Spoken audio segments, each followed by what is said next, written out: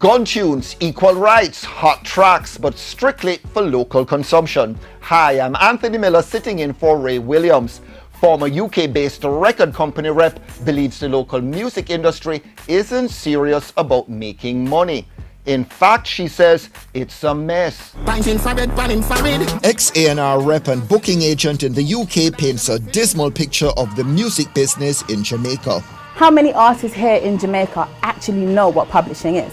How many of them have had their music endorsed internationally? How many of them are getting paid? How many of them are aware of percentages, royalties? You know, there's a huge gap in dancehall. Cara Vickers puts that gap down to ignorance and poor management, and she doesn't mince words. Most of these artists have great talent. Some of them have good teams, but they have crap managers. Their managers are known as damagers, and ultimately it's just causing the whole infrastructure of dancehall to make us look like we're unprofessional. And so from an A&R's perspective, there are artists all over the world, Nigeria, the States, who would love to work with dancehall artists, but don't know how to go about it. Let's just get it clear what a manager is.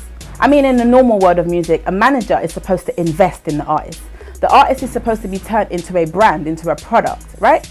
And the manager is responsible for the artist. That is production, recording, imagery, marketing, endorsement, distribution, you name it, it's the manager's responsibility. All the artist needs to do is deliver. Tough talking Cara relocated from the UK to Jamaica for family reasons, bringing experience as a talent scout for Sony, Universal and Atlantic. This one, can you forward it? Because I like this. Can we go straight into the second verse? She produces a current project involving rising singer Tamo J and Beanie Man, but also does visas and work permits and aims to offer management consultancy.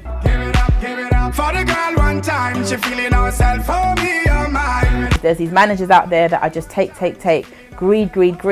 They produce these artists and they don't even say to them, look, you know what? Apart from the money that you get from the shows, you're entitled to this. Here's this check.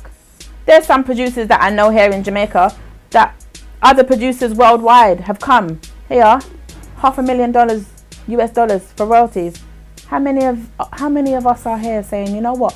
Let's put out a record and it's going to sell in Africa, it's going to sell in Japan, it's going to sell in UK, and I've got someone that can collect my money.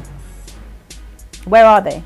But everyone's running around trying to get on all these shows, arguing who's cussing who on Instagram. It's nonsense. Them coward like that, never yet get a charge. Vickers also lays into lazy talent. You're going to keep sitting down and bawling about it? Make a change. Read. The internet's out there. You understand what I'm saying? People don't have to come to me necessarily. If you're serious about your career, you're gonna want to know how to do things. You're gonna want to know where to go. And if you don't, then get a job in a retail establishment or something, because that means music's not for you. Because music is about two things. It's about passion and it is about business. But in Jamaica, the problem is we don't rate who needs to be rated. We rate who the streets rate. But that ain't gonna make you no money. Case in point, Ishauna's Equal Rights, voiced over an Ed Sheeran beat, but because of copyright issues, a dead end for the Jamaican DJ. It is a big problem here in Jamaica, and it's part of the reason why we are stagnant and blocked off of iTunes and off of Spotify, is because of copyright. I mean, I know artists who are living off of huge amounts of royalties, and I'm not sure they can afford to pay Ed Sheeran to ride on that rhythm, as you put it.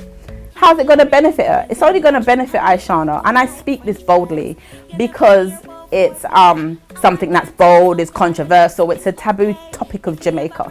It is like, it's going to cause people wagging their tongues, but for how long? What is it going to do for her as an artist? What is it going to do for her credibility in music? Can it sell? No. If you were sort of taking Ishauna under your wing, what would you do? Well, I wouldn't. I want to take an artist that I can sell. She's a beautiful girl, don't get me wrong. Do I believe that she can sell music? Well, yeah, if she's produced by the right producer and if she's marketed in the right direction. What I need Jamaica to understand is long gone the days where we could speak about profanities and slackness and ammunition and who's the best and who comes from what corner. It's all good in Jamaica. We can play it in the parties and enjoy it, but you can't make money off of it. If you give me a song talking about something that people in Australia and Germany cannot relate to, that means I can't sell it in those countries. And I'm all about money. It's all good being passionate.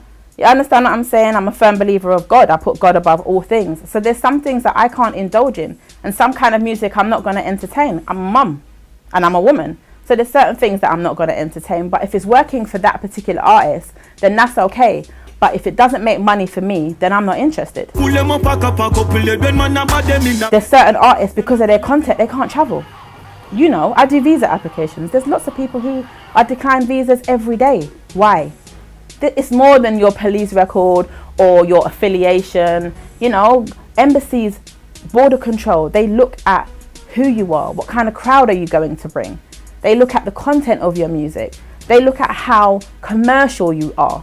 People just need to be careful. They need to be mindful. Be careful of the pictures that you take. Be careful of the things that you say. When everyone's getting into this little cuss war, that's not music. It used to be part of the culture, but they need to know when to stop. Because guess what? It can affect you. And it has affected certain people. You know, there's too much politics and too much emotion in dancehall and not enough revenue. Let's make money. That's all I'm interested in, is getting the recognition for dancehall that we deserve. But we can't do that if we keep behaving like a set of lunatics. So you're on a mission? I'm on a mission. I'm A&Ring right now. I also want to deliver knowledge. You know, my office, Icons Consultants on Eastwood Park Road. Out of there, I do visas and permits. But as a creative consultant, I'm mobile. You know, you can call me, check me out on my socials, and we can sit down and have a chat. We'll talk about how we can get you making money, and talk about whether or not your manager's a manager or a damager. Son, play the Beanie Man, let them hear the Beanie Man and Tamoji. Me just tell her, sim simmer, sim simmer, sim simmer, sim simmer, sim simmer. I like the way that you're feeling yourself when you feel it, girl, I feel it too. Hey! ER's conversation with music consultant and producer Cara Vickers continues next Friday. You're sexy and confident.